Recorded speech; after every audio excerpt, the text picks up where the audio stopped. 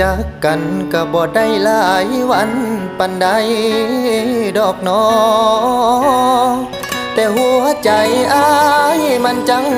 จอคือทอดเขาตอนใดเว้านำกระทั่งเขินทั้งอายตอนเจ้าเงียบไปกะใจหายใจเงาสงสัยเฮาลงหักเขาแล้วนอใจแต่ละมือได้แต่จับมือถือส่องเฟซแนวเดียวจอบเบิ่งจุดสีเขียวเบิ่งเจ้าโพสแล้วก็เที่ยวไล่หูปของเจ้าแต่ว่าเขาคือบ่มีวี่แววว่าสิมาอ่านแชทของเฮานั่งเบิ่งข้อความเก่าแล้วก็เหงาคอยเจ้าตอบมาอยากทักไปหาเขาแต่ว่าโตเก่าเขาบ่ทันอ่าน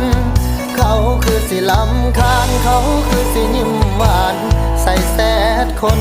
ใหม่น้อยใจว่าสิบ่ทักหาแต่ใจพี่บ้ามันอดบ่ได้ต้องขอโทษเจ้าหลายๆบ่ตอบก็ได้อายบ่สำคัญ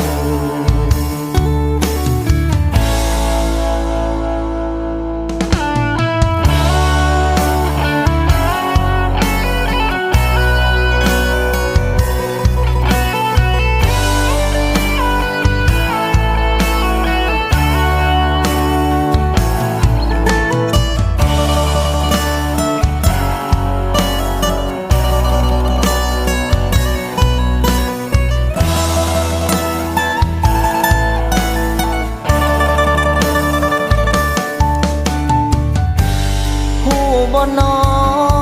คนคอยมันแห่งน้อยใจจากสิเหตุจังใดก็ใจมันคิดท้ออยากทักไปหาเขาแต่ว่าโตเก่าเขาบ่ทันอ่านเขาคือสิลำคาญเขาคือสิยิ้มหวานใส่แซดคนใหม่น้อยใจว่าสิบ่ทักหา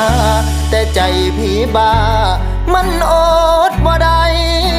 ต้องขอโทษเจ้าหลายๆบ่ตอบก็ได้อายบ่สำคัญ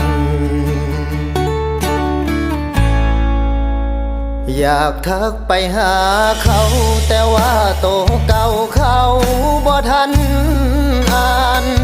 เขาคือสิลำคาญเขาคือสิยิ้มหวานใส่แซดคนใหม่น้อยใจว่าสิบ่ทักหาแต่ใจพี่บ้ามันอดบ่ได้ต้องขอโทษเจ้าหลายๆบ่ตอบก็ได้อายบ่สำคัญ